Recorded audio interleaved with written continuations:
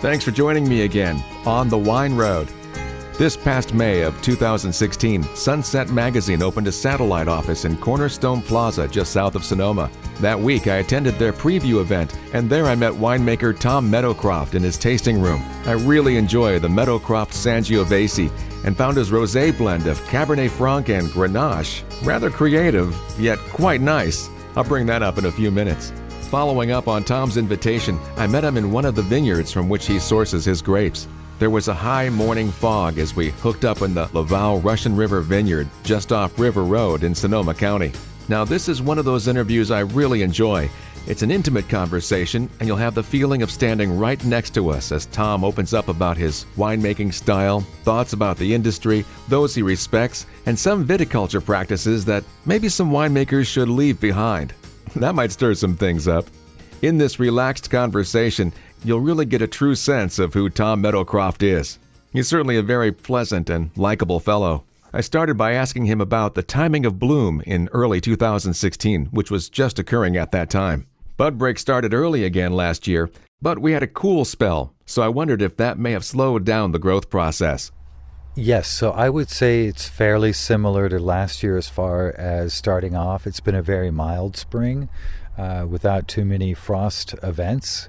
And yes, I would say that we're emerging out of a cooler period, and over the next couple of weeks it's going to be more normal temperatures around here.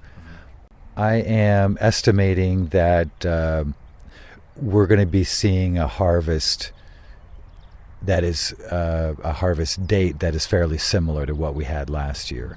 It might be a little bit later simply because I think we're going to have more crop this year. And the reason why it was earlier on top of everything is because there was less fruit to mature on the vines last year. Once bloom hits, you can kind of determine when harvest is going to be.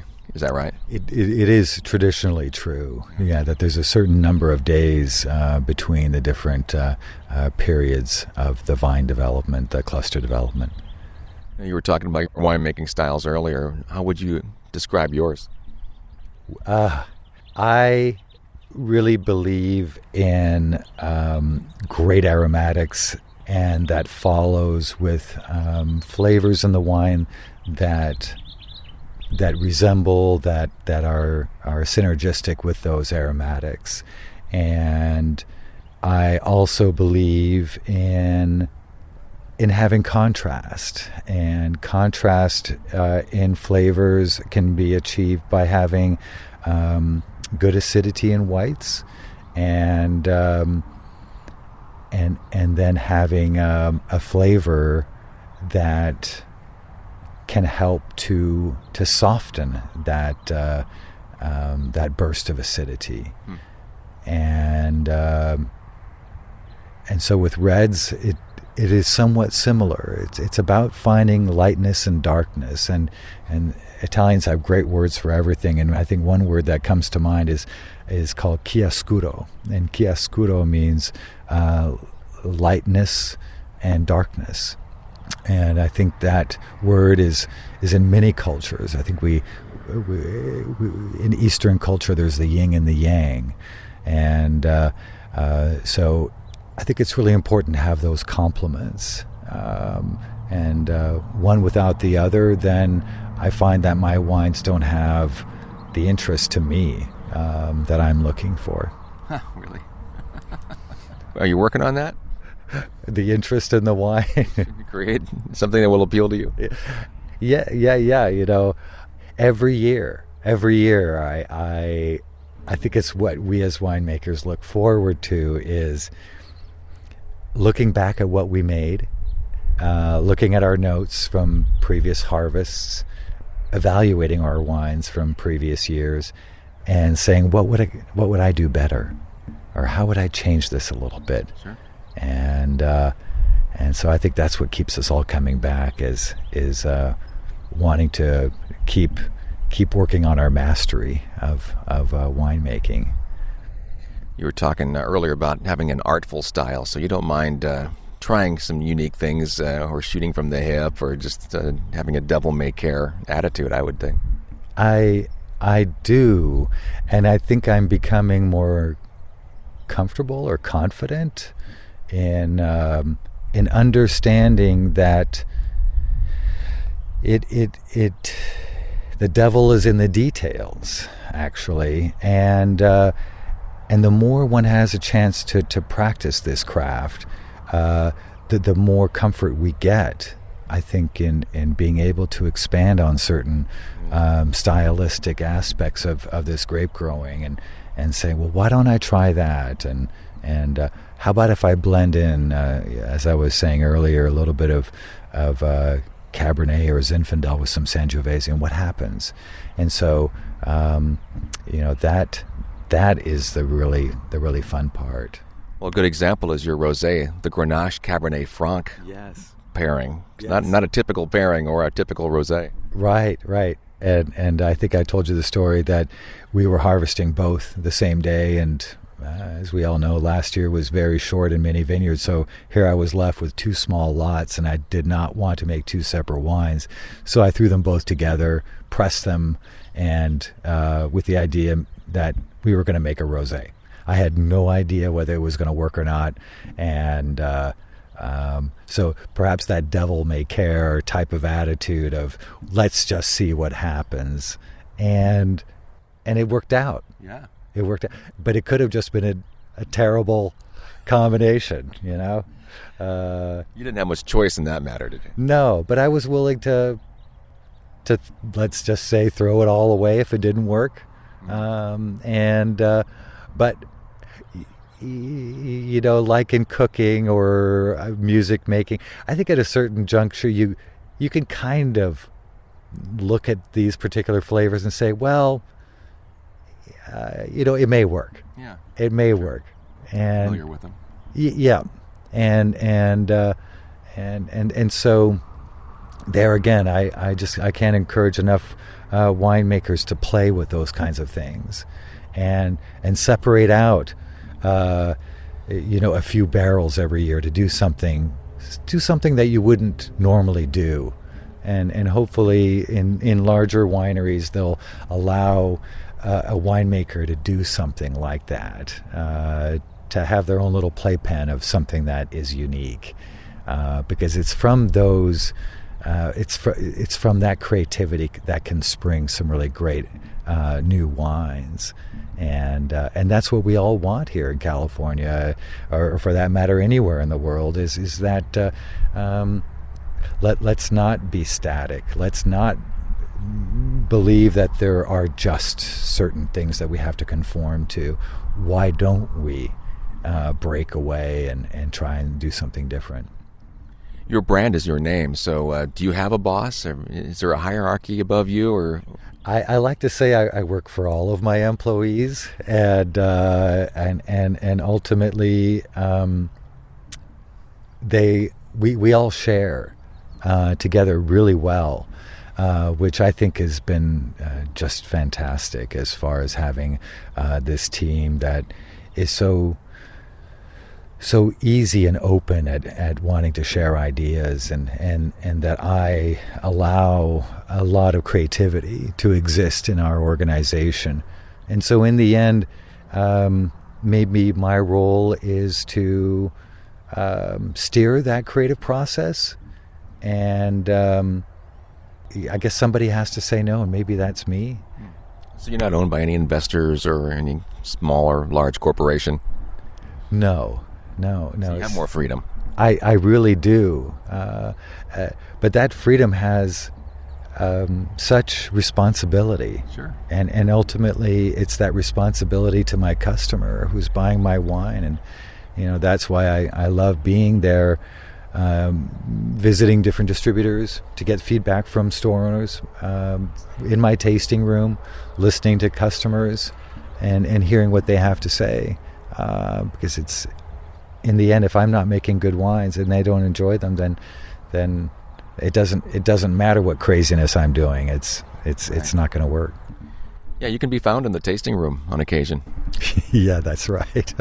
So if our listeners see a guy in the Meadowcroft tasting room in a hat, it's likely going to be you. Yes, yeah, it's that is true, and no, I do enjoy being down there. The couple of times I've seen Tom, he's sporting one of those small-brimmed pork pie hats, the kind that the middle-aged Sinatra used to wear. It suits him. When I return, we'll find out whose wine he appreciates as I continue my intimate vineyard conversation with Tom Meadowcroft. On the Wine Road continues next.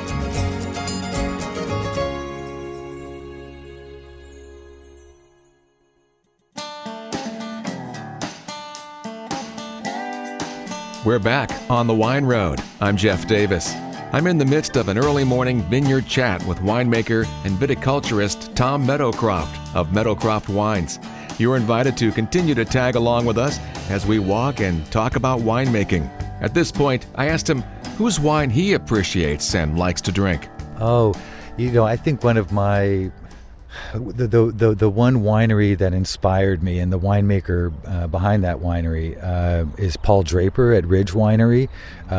What he achieved in putting together his Zinfandels and blending in some Mataro and Petit Syrah and some Cabernet Sauvignon so inspired me that he made a great wine with grapes that don't typically are put together, and so that is one. There's a number of winemakers in Napa that are doing wonderful things with unique varieties. Steve Mathiasen, Abe Scherner, and Rick Foreman I worked for is a wonderful winemaker. But yeah, creativity, people that can think outside of the box.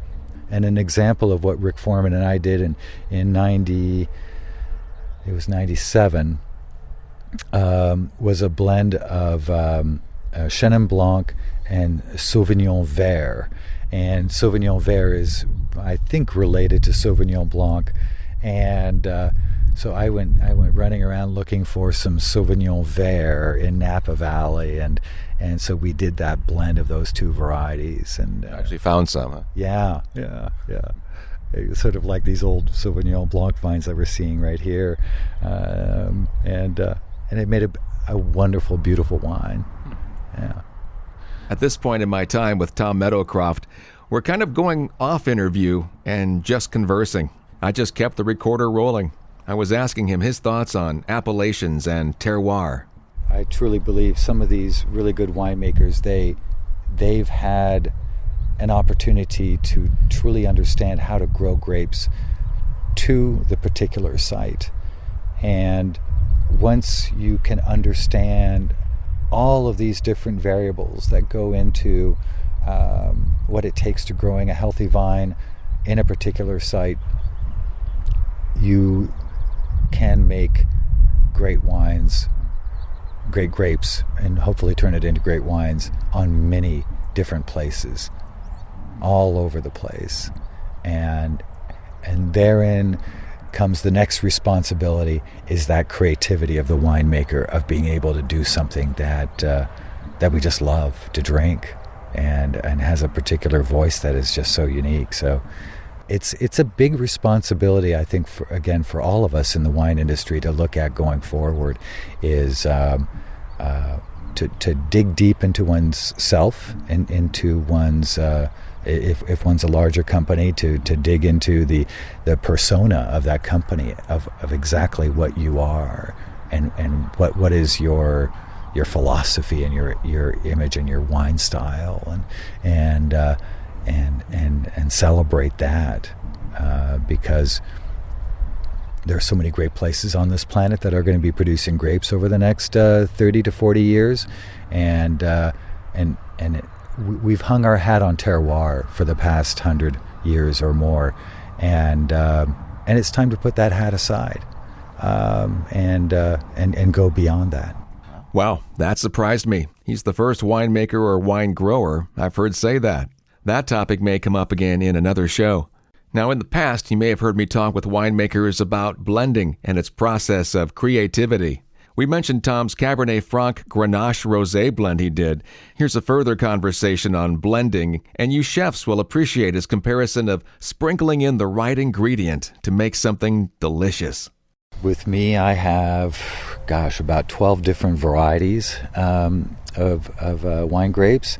And then within that, I have about 3 or 4 different Chardonnay selections. So there's all that range in Chardonnay. I've got 2 to 3 different Cabernet selections. So then when it comes time to make the decision about blending and putting together your wine, that's really where yet a very important decision is made in the winemaking style. So, for example, in that Sangiovese that you love, we blended in a little bit of Zinfandel, about 5%, and why? Well, because we liked it. Right. And that's as good a reason as any. And why not Petit Syrah, or why not some Cabernet Sauvignon? Well, we tried that, and then we found that the Cabernet with the Sangiovese just it started hiding or being too much of a presence with the Sangiovese, and that for some reason the Zinfandel just really worked nicely. It didn't necessarily amplify, but to come back to music, it had a synergy, or perhaps even a dissonance. I don't know, but something worked, and that dissonance provided perhaps the right energy together. Whereas the dissonance of Cabernet Sauvignon with Sangiovese in my particular blend didn't work. But it might work for somebody like Gaia, who's a phenomenal producer in Italy, where he makes a wonderful Sangiovese Cabernet blend, and so on. It's amazing how just even 1 or 2% can make a difference. Exactly. Yeah, and why is that? Well, I think the easiest analogy is that little sprinkle of cumin or a dash of anything, just a little. Exactly. Can make a bit of a difference. A few drops of lemon on some asparagus, boy, that just can turn it around, right? Or a few drops in a hollandaise sauce is just enough to be able to create that energy that you're looking for. So, and look at saffron. It takes a couple of threads and boom, it turns everything, right, that color and that incredible magical flavor as well too. Do you have a viticultural education? Yes and no. I went to the Napa College, and Steve Krebs was the director of the viticulture program there, and he's a phenomenal teacher, and I got my associate's degree in viticulture there, but I got my liberal arts degree at the University of Washington in political economies and international affairs. So that's why it works so well. The vines and I have a lot of negotiations together, and regular summits early in the morning. And, right. Yeah. He's not the first winemaker I met that has a dialogue with the vines. Well, I promised you an intimate conversation with winemaker Tom Meadowcroft, and that held true. I hope you felt like you were standing right there next to us by the Sauvignon Blanc and Cabernet vines in the Russian River Valley viticultural area. And now you have an understanding of Tom's processes and beliefs. As we mentioned earlier, he's often in their tasting room at Cornerstone Sonoma on the 116 south of the town of Sonoma. Their website is simply meadowcroftwines.com. I enjoy what he's crafting, and you may as well. That's it for this podcast. Look for me on Facebook at On the Wine Road and my website, onthewineroad.com. I'm on Twitter at JD Wine Road and on Instagram as JD Wine Road. Thanks for joining Tom Meadowcroft and me on the Wine Road.